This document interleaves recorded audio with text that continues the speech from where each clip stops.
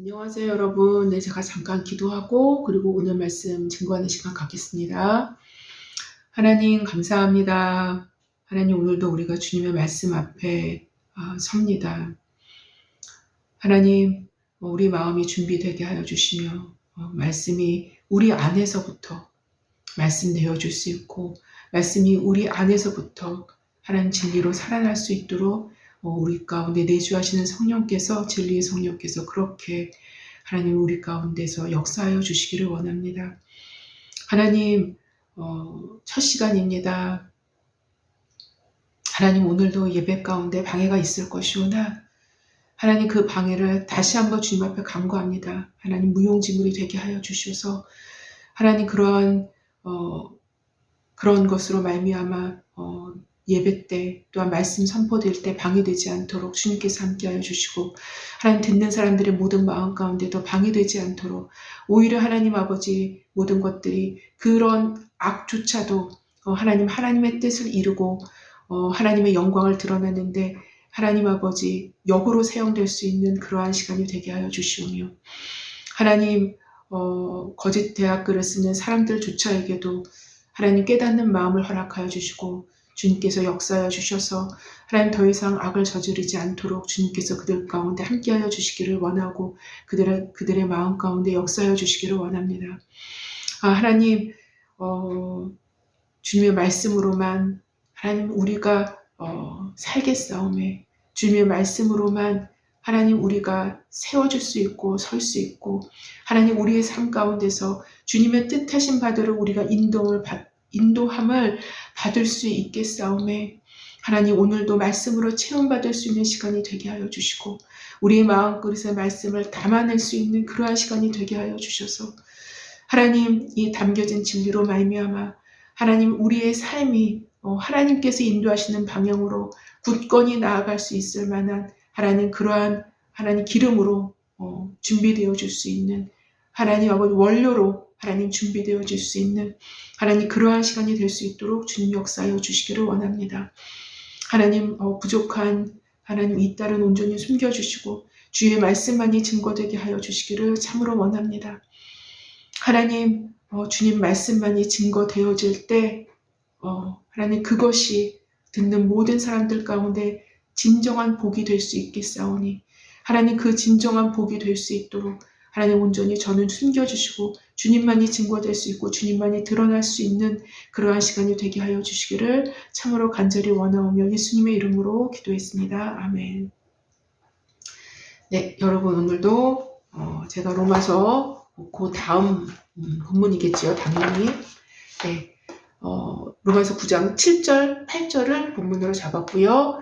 그리고 로마서 본론 네 번째 시간을 계속 갖고 있는데요. 네, 소 제목으로는 이스라엘의 구원과 하나님의 절대 주권에서 하나님의 예정과 선택, 여덟 번째 시간을 갖겠습니다. 네, 그래서 로마서 9장 7절부터 8절을 제가 한번 봉독해 보겠습니다. 네. 또한 아브라함의 씨가 다 그의 자녀가 아니라 오직 이삭으로부터 난 자라야 내 씨라 불리리라 하셨으니 곧 육신의 자녀가 하나님의 자녀가 아니요 오직 약속의 자녀가 씨로 여기심을 받느니라. 네, 이 말씀을 가지고 말씀을 증거하는 시간 갖겠습니다. 예.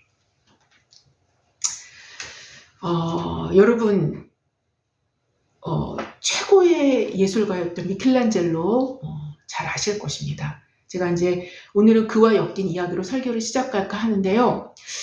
네, 사실 이 이야기로 그 성경에 나오는 하나님의 그러니까 예정론과 선택론을 다 설명할 수는 없습니다. 다 설명하고 완벽하게 설명이 되어줄 수는 없습니다. 그럼에도 불구하고 제가 이 예화로 설교를 시작할까 합니다. 하루는 그가 산책을 하고 있었습니다. 오솔길을 돌아 막 동네 어귀에 이르렀을 때 미켈란젤로는 아주 못생긴 대리석 한 덩어리를 발견했습니다. 그 돌은 어느 저택 정원 한 모퉁이에 버려져 있었던 거예요. 예, 큰 저택에 정원 한 모퉁이에 이제 쓸모가 없어서 어떻게 뭐가 고장이 났는지 하여튼 정원 한 모퉁이에 버려져 있었던 그 대리석이었어요. 예. 미켈란젤로는 저택 뜰을 지나가는 한 하인을 불러서 이 대리석을 갖고 가고 싶다고 묻자 그 하인은 주인께 그 사실을 이제 이야기했던 거죠. 예. 잠시 후에 나온 저택의 주인에게 정원 모퉁이에 있는 대리석을 가리키며 물었습니다. 저 돌을 나에게 줄 수 없습니까? 예. 주인은 의아한 듯 물었어요. 그 흠많은 그 흉측한 흉한 돌을 가져다가 무엇 하시렵니까? 라고 다시 반문을 한 거죠. 예. 그러자 미켈란젤로는 저 안에는 천사가 갇혀 있군요. 예. 제가 그 천사를 자유롭게 해주고 싶어서 그럽니다. 라고 아주 예술가다운 대답을 한 것입니다. 예. 아마도 대조각가였던 미켈란젤로의 손에 들어간 그 흠집 많은 못생긴 대리석은 아름다운 천사의 모습을 한 멋진 예술품으로 다시 탄생되었을 듯 싶습니다. 예. 만약 여러분 생각해 보십시오. 예. 미켈란젤로가 산책을 하다가 동네 어귀에서 발견한 한 덩어리의 대리석 외에 그 동네 주변에 상당한 수의 대리석들이 포진되어 있었다라고 생각해 봅시다. 네. 어떻게 보면 흠집 많은 대리석보다 더 질 좋고 흠집도 거의 없는 대리석들이 미켈란젤로를 향해서 당신은 왜 우리를 선택하지 아니했습니까? 오히려 그 흠집 많은 대리석보다 우리가 더 낫지 않습니까? 라고 항변할 수도 있지 않겠습니까? 이러한 항변들이 대리석들 사이에 있다라면 사실상 그런 짓이죠. 그런 짓 자체가 무의미한 것이며 오히려 미켈란젤로의 입장에서는 불이하기까지 할 수 있는 것입니다. 그 항변은. 왜요? 예술가로서 자기가 선택하고 싶은 거를 선택해서 조각을 한다고 생각을 하는데 누가 뭐라 할 것입니까? 예. 미켈란젤로는 예술가로서 자신의 작품 세계를 표현해내는 데 있어서는 절대적으로 자유롭습니다. 예, 절대적으로 자유로운 거예요. 자기의 예술 세계를 자기가 선택한 재료를 통해서 자기의 예술 세계를 표현을 한다는데 그건 누가 뭐라고 할 것입니까? 예. 누가 예술가의 이러한 절대적인 자유로움에 대해서 이러쿵저러쿵 말할 수 있겠냐는 것입니다. 오히려 예술가가 선택한 그 선택 자체에도 예술가의 의도가 담겨 있다라면 그 선택 역시 예술에 포함되는 어느 부분이 될 것임은 분명하기 때문인 것입니다. 미켈란젤로는 타인의 눈에는 흠집 많아 버려진 돌처럼 보일 수 있다 하더라도 자신의 눈으로는 한 천사가 갇혀있는, 그러니까 아름다운 천사를 그 흠 많은 돌에서 이미 볼 수 있었던 것이죠. 여기서의 이미 본다라는 것은 흠집 많은 돌의 가능성을 보는 것이 아니라 흠집 많은 그 돌에서 그 돌 자체에서 가능성을 보는 것이 아니라 흠집 많은 돌이라 할지라도 그를 아름다운 천사와도 같은 그러한 재창조를 이미 계획했다라는 것입니다. 그의 마음속에서. 이처럼 한 사람의 예술가도 자신의 예술 세계를 위해서 자유롭게 선택할 수 있는 권한이 그 예술가에게 있는데 하물며 온 천지가 자신이 만든 만물의 주인인 하나님께서 자유롭게 선택할 수 있는 권한이 없겠습니까? 여러분? 없겠습니까? 예? 모든 게 다 자신이 만든 건데 모든 게 다 자신의 지혜로부터 발생한 것인데 만들어진 것인데 그 자유롭게 선택할 수 있는 권한이 없겠습니까? 예술가가 자신의 미적 감각에 따라 화폭의 한 구석에는 붉은색을 칠하고 가운데에는 푸른색을 칠하든 노란색을 칠하든 그것에 대해서 그 누구도 왜 그렇게 했느냐라고, 왜 그렇게 해야만 하냐고 말할 수 없는 것과도 흡사하다고 할 수 있을 것입니다. 바로 하나님의 절대 주권은 인간사에서 선택이라는 주제로 자주 등장하게 되는데요. 하나님의 선택이라는 주제로 자주 등장하게 되는데요. 하나님은 하나님의 영원하신 뜻 가운데서 선택하시고 예정해 나가심으로 이 전 우주를 운영해 나가시는 분이심을 성경은 증언하고 계신 것입니다. 또한 방향을 달리해서 생각해 볼 수 있는 문제는 바로 이러한 하나님의 선택과 예정에 맞물려서 되어질 수 있는 인간의 자유의지적 선택 문제도 존재한다는 거예요. 인간의 자유의지라는 문제도 존재한다는 것입니다. 왜냐하면 하나님께서는 인간을 창조하실 때 애초부터 기계로 만드시지 않으시고 자신이 자유롭게 선택할 수 있는 존재로 만드셨기 때문인 거예요. 인간 자체를. 그럼에도 이러한 인간의 자유로운 선택조차도 하나님의 선택과 예정을 이루어 나가는 하나하나의 재료들로 조합되어 하나님의 뜻을 이루어 가시는 분이시기도 한다라는 것입니다. 인간의 자유로운 선택 자체가 하나님의 절대 주권적인 하나님의 선택을 이루어가는 재료로 또한 사용이 되는 것이죠. 결국 이 모든 것이 조화롭게 결합되고 맞춰져서 하나님의 놀라운 경륜이 드러나게 되기도 한다는 것입니다. 여하튼 미켈란젤로가 동네 어귀에 있는 흠집 많은 대리석을 선택했듯이, 그리고 그의 이러한 선택에 대해서 누구도 반론을 제기할 수 없듯이 그의 선택은 그저 그의 예술적 감각에 의해서 자신의 마음에 드는 것을 자유롭게 원했던 것입니다. 마치 이처럼 우주의 운영자이신 하나님께서 그의 경륜적 감각으로 그가 원하는 것을 자유롭게 선택해 온 것입니다. 여기에 대해서는 그 누구도 반론을 제기할 수 없다라는 것이 로마서의 주장인 것입니다. 근데 물론 하나님의 선택은요, 이렇게 여러 가지 것들 중에서 한 가지를 선택하는 것은 아닙니다. 애초부터 창세 전부터 하나님의 씨, 예정된 씨, 선택된 씨를 두신 것입니다.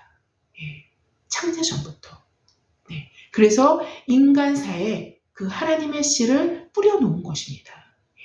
그래서 그 인간사에 인간의 본성에 섞여 들어간 하나님의 씨가 있다는 것이죠. 바로 그 사람들이 창세 전부터 예정된 사람이라는 것입니다. 그래서 여러 개 중에서 하나를 선택한 것은 아니죠. 이미 창세 전부터 예정되어 있는 하나님의 씨가 있다는 것입니다. 새로운 하나님의 씨를 통해서 새로운 인류를 위해서 하나님이 창세 전부터 예정하신 것이 있다는 것이죠.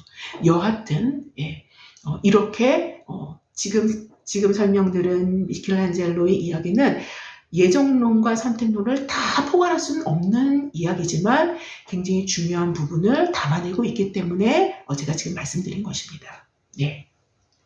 여하튼 하나님의 선택에 대해서 그 누구도 반론은 제기할 수 없다는 것이죠. 이것이 하나님의 절대 주권, 바로 그것인 것입니다.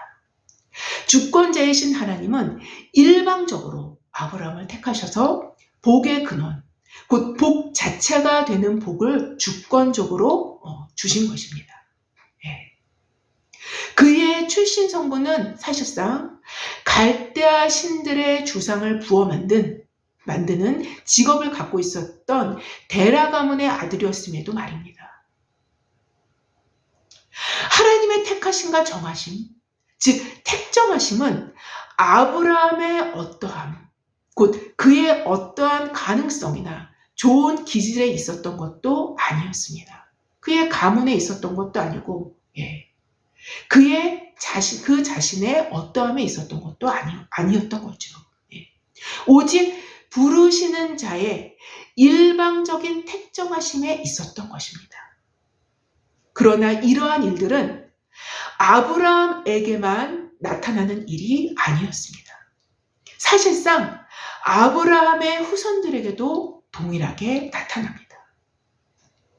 무엇이요? 하나님의 일방적인 선택하심이 말입니다.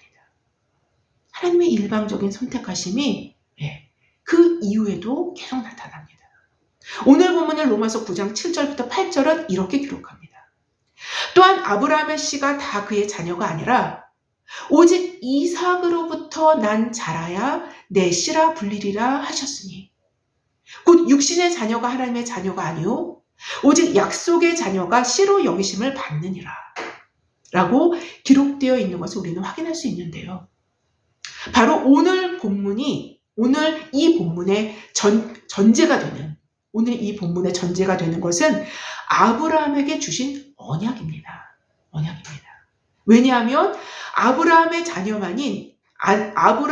참 자녀만이 아브라함의 복의 승계자가 될 수 있으며 그 복을 누릴 수 있기 때문인 것인데요. 하나님께서는 창세기 12장 2절부터 3절에서 그에게 이런 언약을 주십니다. 내가 너로 큰 민족을 이루고 내게 복을 주어 내 이름을 창대하게 하리니 너는 복이 될지라. 너를 축복하는 자에게는 내가 복을 내리고 너를 저주하는 자에게는 내가 저주하리니 땅의 모든 족속이 너로 말미암아 복을 얻을 것이니라 하신지라. 너로 말미암아 복을 얻을 것이라 하신지라 라고 언약을 주셨죠. 바로 아브라함이 복이 되었기 때문에 복을 받기 위해서는 너로 말미암아서만 참된 복, 하늘의 복을 받을 수 있게 하겠다라는 것입니다. 그 언약인 거예요. 그런 후에 하나님은 아브라함에게 창세기 17장 7절에서 다시 언약을 말씀하시는데요. 내가 내 언약을 나와 너 및 내 대대의 후손 사이에 세워서 영원한 언약을 삼고 너와 내 후손의 하나님이 되리라라고 말씀을 하십니다. 바로 너 아브라함뿐만 아니라 너의 대대의 후손 사이에도 동일하게 이 언약을 영원한 언약으로 삼을 것이고 그래서 하나님 나는 너와 내 후손의 하나님이 되리라라고 말씀하시고 계신 것입니다.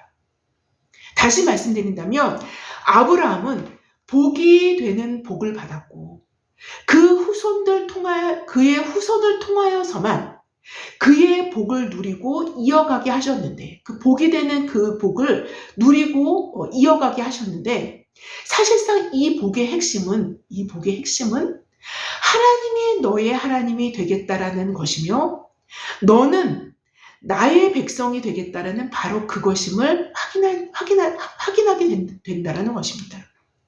여하튼 아브라함의 후손 사이에 세워질 아브라함과 또 아브라함의 후손 사이에 세워질 이 영원한 언약은 창세기 17장 9절에서 가서 아주 구체화됩니다. 아주 구체화됩니다. 하나님이 이르시되 아니라 내 아내 사라가 내게 아들을 낳으리니 너는 그 이름을 이삭이라 하라. 내가 그와 내 언약을 세우리니. 그가 누구예요? 이삭과 오직 이삭과 내 언약을 세우리니 그의 후손에게 영원한 언약이 되리라 라고 말씀하시는 것입니다. 창세기 17장 19절에서 사실 아브라함은 하나님의 약속을 기다리다가 가나안 땅에 이사 온 지 10년 후에 10년 후에 인간적인 생각으로 하나님의 약속을 해석하다가 이스마엘을 낳게 됩니다. 이스마엘을 낳게 돼요. 하나님의 약속은 받았지만, 하나님의 언약은 받았지만, 이것을 그 언약 약속받은 거를 10년 동안 기다린 거예요. 10년, 근데 10년 후에 인간적인 생각으로 하나님의 약속을 해석하다가 이스마엘을 낳게 되는 우를 범합니다. 그러나 이스마엘을 낳은 후에 하나님은 13년간이나 아브라함을 찾아오시지 않게 됩니다. 바로 하갈이 아브라함에게 이스마엘을 낳았을 때 아브라함이 86세였는데 99세가 되어서야 하나님은 아브라함을 다시 찾아오시게 됩니다. 13년의 공백이 있는 것이죠. 성경은 이 13년의 공백을 그냥 뛰어넘습니다. 하나님은 99세의 아브라함을 찾아오셔서 아브라함이라고 이름을 바꿔주시면서 할례의 언약을 주시고 약속의 아들 이삭을 약속하십니다. 그래서 오늘 로마서 9장 7절 본문에서 사도는 이렇게 기록하고 있는 것입니다. 또한 아브라함의 씨가 다 그의 자녀가 아니라 오직 이삭으로부터 난 자라야 내 씨라 불리리라. 다시 말씀드린다면 아브라함의 육체로 낳은 자녀들이 다 약속의 자녀가 아니다라는 것입니다. 오직 약속된 이삭만이 아브라함의 복을 승계받을 자녀이며, 그래서 약속된 씨만이 너 아브라함의 씨라 불려질 것이라는 것입니다. 특별히 내 씨라 불리리라라고 개역 개정은 번역하고 있는데요. 개역 한글은 내 씨라 칭하리라 라고 번역하고 있습니다. 이 구절은 주석책에 의하면 창세기 21장 21절의 70인역을 직접 인용해서 70인역이죠. 헬라어를 구약 성경을 헬라어로 번역한 70인역, 셉투아진타를 얘기합니다. 70인역을 직역 인용해서 그대로 사도가 사용했다고 하는데요. 구약의 헬라어 역번인 70인역에서는 클레데세타이라는 용어가 사용되었다고 합니다. 이 용어의 의미는 이름이나 직위가 불리워질 것이다. 어떤 이름이나 직위가 불리워질 것이다 라는 것을 의미한다고 합니다. 요 클레데세타이는, 요 용어는, 즉, 각 개체의 이름으로 존재와 본질을 드러내는 히브리적인 사고가 그대로 반영된 경우라고 할 수 있을 것입니다. 그래서 로이드 존스는 그의 강해서에서 이렇게 기록합니다. 여기에서 불리리라, 칭함받으리라라는 말의 의미가 어떠한 이름을 불러주거나 그렇게 여긴다라는 뜻이 아닙니다. 그 말은 존재하도록 부르신다 라는 뜻입니다. 다른 말로 해서 하나님은 창조주이십니다. 전혀 존재하지 않은 것들을 존재하는 것들로 말씀하시는 거예요. 존재하는 것처럼 말씀하십니다. 그러면 그 존재가 되는 거지요. 그분은 말씀으로 온 세상을 창조하셨기 때문에. 그래서 그는 계속 이어갑니다. 로이드 존스는 하나님께서 존재하지 아니하는 것들을 존재케 하실 것을 보여주는 방식이 또한 그러합니다. 다른 말로 해서 그는 그 존재하지 아니하는 것들을 존재하도록 부르십니다.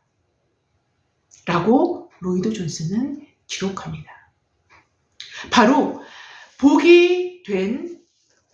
자체가 된 아브라함의 복은 오직 이삭에게서 존재케 되고 발견되어질 것이라는 것입니다. 이것이 곧 오직 이삭으로부터 난 자라야 내 씨라 불리리라 라는 말씀 안에 내포되어 있는 의미가 될 것입니다. 사실상 사도는 저번 주 본문이었던 이스라엘에게서 난 그들이 다 이스라엘이 아니오 라는 대명제를 아브라함과 이삭의 이야기로 설명하고 있는 중이었었던 것이죠. 예. 아브라함에게는 사실 이스마엘이라는 아들이 있었는가 하면 창세기 25장 1절부터 2절에 보면은 그두라라는 후처에서 나중에 이제 사라가 죽은 다음에 그두라라는 후처를 두죠, 그렇죠? 그두라라는 후처에게서 또 아들들이 나옵니다. 예. 후처에게서 난 아들들 역시 있었기 때문에 그들 모두를 합한다면 이삭 외에 7명이라는 아들이 더 있었던 거예요. 아브라함의 씨에는 아브라함의 육체에서 난 아들들은 7명이 더 있었던 것이죠. 예. 그러나 아브라함의 복이 존재케 된 것은 오직 이삭에게서만 발견된다는 거예요. 예. 그 이유는 이삭만이 약속의 자녀였기 때문이었던 것입니다.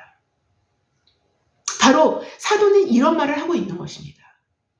아브라함에게서 난 이삭을 포함한 8아들이 다 아브라함의 자녀가 아니요.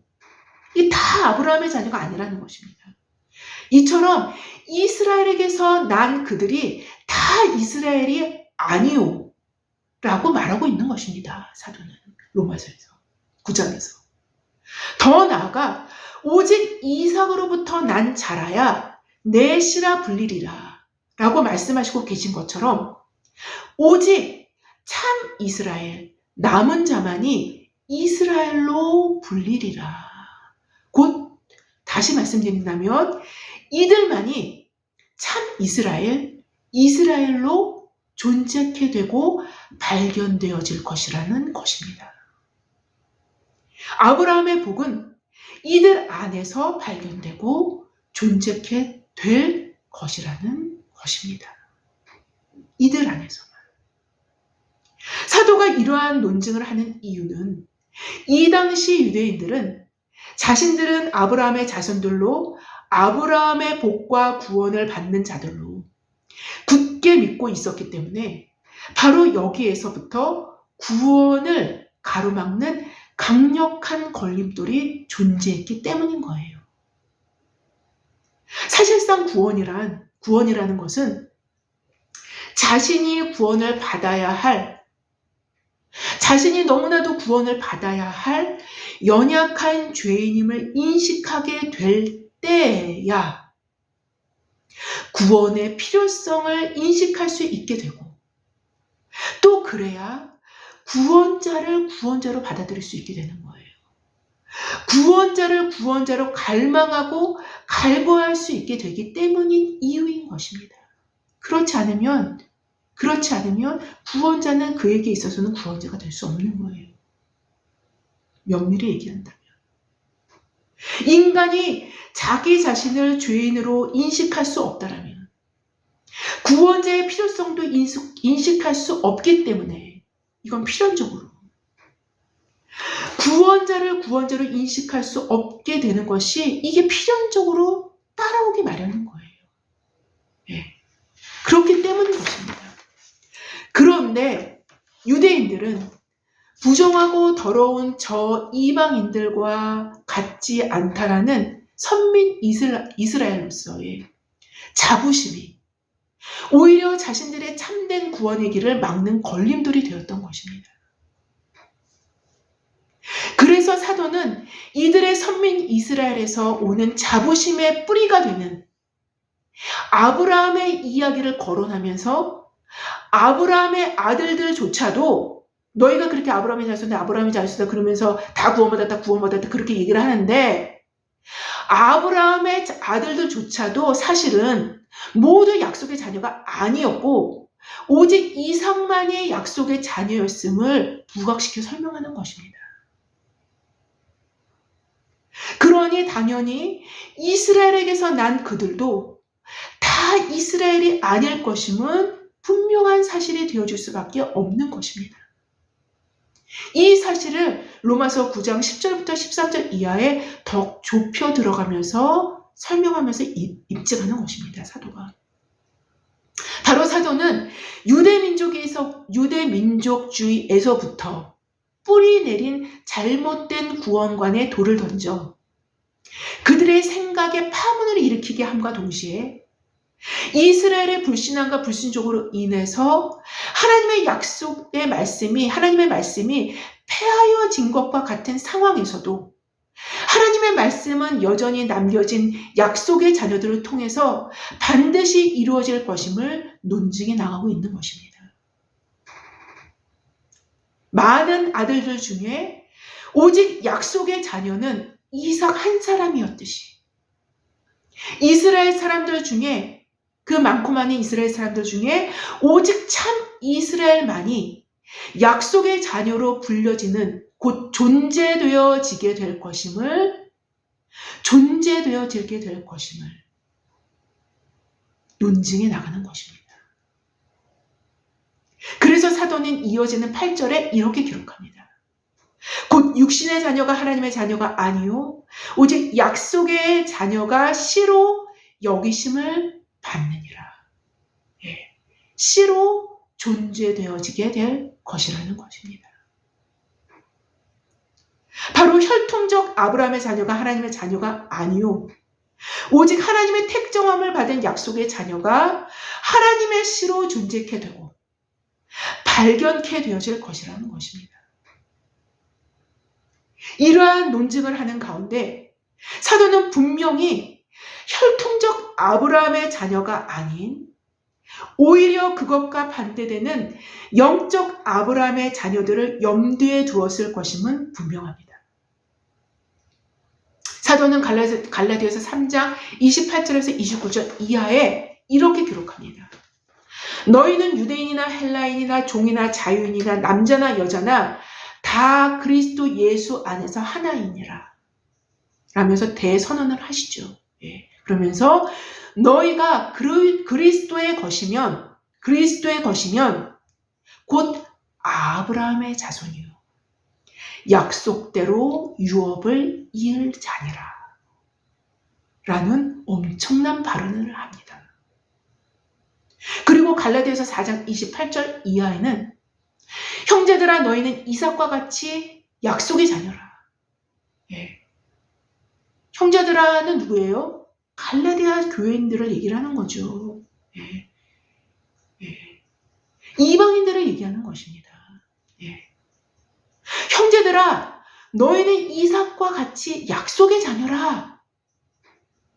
그러나 그때 육체를 따라 난 자가 성령을 따라 난 자를 박해한 것과 같이 이제도 그러하도다. 육체를 따라 난 자들은 성령을 따라 난 자들을 박해합니다. 그러나 그때 육체를 따라 난 자가 성령을 따라 난 자를 박해한 것과 같이 이제도 그러하도다라고 기록합니다. 바로 그리스도 안에 있는 자들이 아브라함의 자손이요 약속의 자녀이며 성령을 따라 난 자임을 사도는 갈라디아서에서 밝힙니다.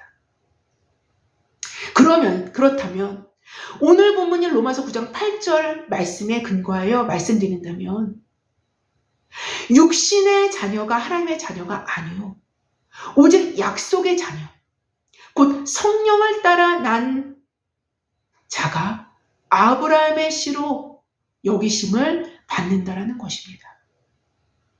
아브라함의 씨로 여기심을 받는다라는 거예요. 여기에는 유대인이나 이방인이나 상관없이 이러한 영적인 법칙이 적용된다는 것입니다. 이러한 영적인 법칙이. 유대인들에게서도 약속의 자녀, 성령으로 난 자만이, 이방인들 중에서도 약속의 자녀, 성령으로 난 자들만이 이러한 영적 법칙이 적용된다는 거예요. 그래서 새로운 부류가 형성이 되는데 바로 유대인과 이방인을 가르는 그러한 육신적이고 혈통적인 가름이 아니라 분류가 아니라 그러한 분류가 아니라 그리스도 예수 안에서 새롭게 조직되는 참 이스라엘, 그리고 영적 아브라함의 후손이라는 새로운 부류가 형성됨을 보게 됩니다. 여기에는 기존의 이방인인 부류와 유대인인 부류들이 모두 포함되어 있을 것임은 분명하기에 사도는 갈라디아서 3장 28절에서 너희는 유대인이나 헬라인이나 종이나 자유인이나 남자나 여자나 다 그리스도 예수 안에서 하나이니라 라고 말씀하셨던 것입니다. 새로운 부류, 새로운 분류의 인류가 탄생하는 것입니다. 특별히 영적 아브라함의 후손, 곧 참 이스라엘의 특징일 수 있는 아브라함의 복은 팔복의 형태로 이어지게 됨을 마태복음은 증언합니다. 마태복음 증언해요. 왜냐하면 마태복음은 참 이스라엘, 참된 아브라함의 복을 제시해주고 있기 때문인 거예요. 이게 마태복음의 면면이 흐르는 사상입니다. 참 이스라엘 사상이에요. 예수님은 복을 이렇게 우리에게 설명해 주셨어요. 예수님은 이게 복이야. 너희들 잘 들어봐. 이게 복이야. 라고 말씀하시고 계시는 거예요. 팔복에서. 심령이 가난한 자는 복이 있다 하시며 심령이 가난한 자는 복이 있다 하시며 애통하는 자가 복이 있다 하십니다. 그분은.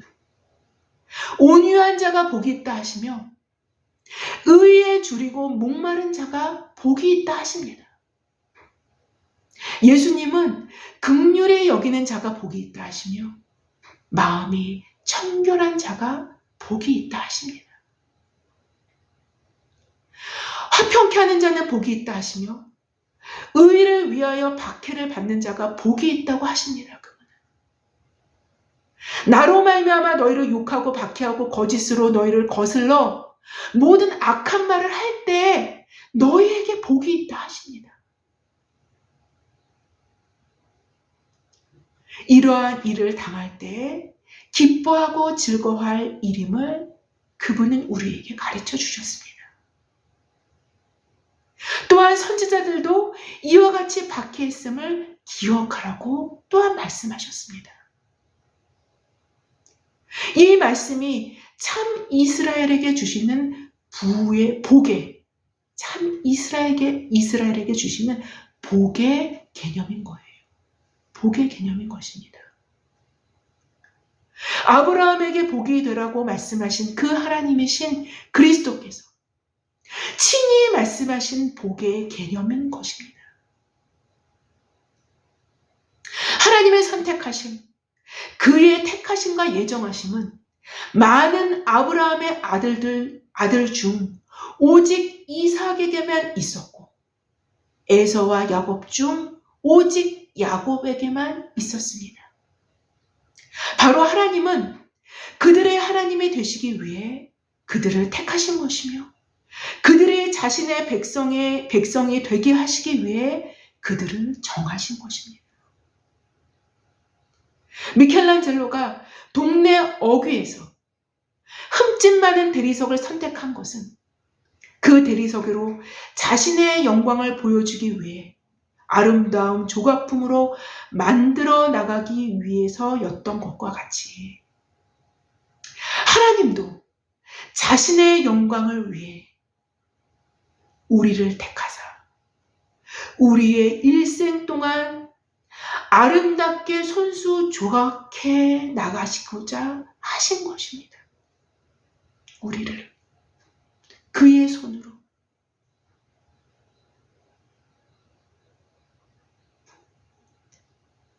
하나님의 선택하심과 예정하심은 바로 우리의 삶을 손수 조각해 나가시겠다라는 담보물과도 같은 하나님의 행위이신 것입니다.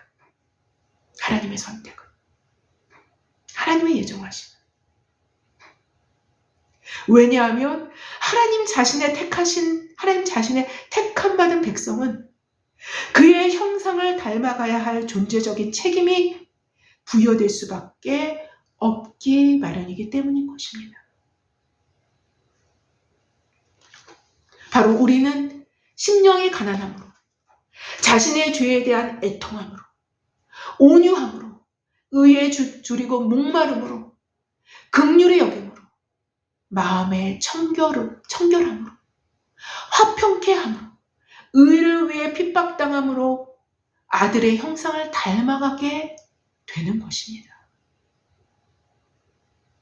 만약 우리가 그리스도께서 복이라 말씀하신 이 목록의 복들이 우리의 삶에서 점진적으로 이루어진다면 그것은 곧 하나님의 선택된 자, 택정함을 입은 자들임을 나타내는 표징이 되어지는 것임은 분명할 것입니다. 이게 표징인 거예요. 사실 마태복음에서 증언하는 팔복을 포함한 그리스도의 산상수훈은 모두 하나님 나라의 백성됨의 모습을 보여줍니다. 하나님 나라의 백성됨의 어떤 그런 표지, 하나의 어떤 그 모델, 그걸 딱 보여주는 거예요. 하나님 입장에서 본다면 탁월한 예술가 되신 하나님께서 친히 선택하신 대리석을 흠집이 많고 버려진 돌 상태로 그냥 두실 수는 없다라는 것입니다. 그가 선택하셨다라면 그는 당신의 놀라운 감각으로 그 돌을 아름답게 쪼아내고 파고 들어갈 것이고 자신의 칼과 정을 이용해서 아름다운 조각품으로 만들어낼 것입니다. 이것이 자신이 그 대리석을 선택한 목적이기 때문인 것입니다. 하나님께서 이스마엘이나 그두라의 6 아들을 선택하지 않으시고 오직 약속의 자녀인 이삭을 선택하셨다면 이와 같이 그리스도 안에서 성령으로 여러분과 저를 선택하셨다면 그 선택되어짐을 도식화시켜서는 안 된다라는 것을 우리는 이스라엘의 경우를 통해서 깨닫게 됩니다. 도식화시켜서는 안 됩니다. 여기서 도식화시킨다라는 것은 이스라엘의 민족주의적으로 구원을 도식화시켰었던 것과 같이 구원을 종교적 어떠함으로 도식화시켜서는 안 된다는 거예요. 그것은 반드시 선택되었다라고 생각한다면 선택된 자로서 그 선택한 자의 목적과 의도대로 자신의 삶이 순종되어져 가고 있는가? 지금 현재 그렇게 순종되어져 가고 있는가? 그 선택한 자가 목적한 열매를 그의 인격 가운데 맺어 나가고 있는가? 라는 현실적이고 실제적인 표징을 확인할 수 있어야만 된다는 것입니다.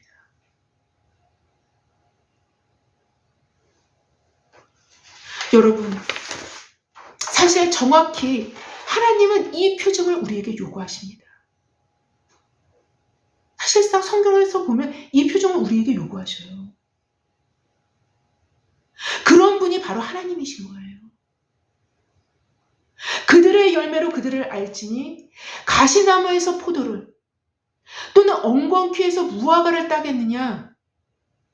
이와 같이 좋은 나무마다 아름다운 열매를 맺고 못된 나무가 나쁜 열매를 맺나니 좋은 나무가 나쁜 열매를 맺을 수 없고 못된 나무가 아름다운 열매를 맺을 수 없느니라. 아름다운 열매를 맺지 않는 나무마다 찍혀 불에 던져지리라. 이러므로 그들의 열매로 그들을 알리라. 마태복음 7장 16절에서 20절 말씀입니다. 하나님은 선택된 자들만이 맺을 수 있는 열매를 요구하십니다. 왜냐하면 그 열매로 자신이 선택한 자를 확고히 하실 수 있기 때문인 거예요.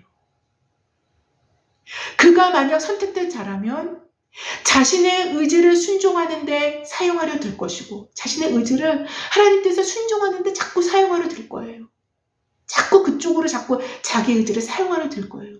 물론 실패할 때도 있고 넘어질 때도 있고 그 반대로 행동할 때도 있겠지만 자꾸 그럼에도 불구하고 자꾸 우리 자신의 의지를 하나님의 뜻에 굴복하는데 하나님께 순종하는데 자꾸 두게 될 것입니다. 예.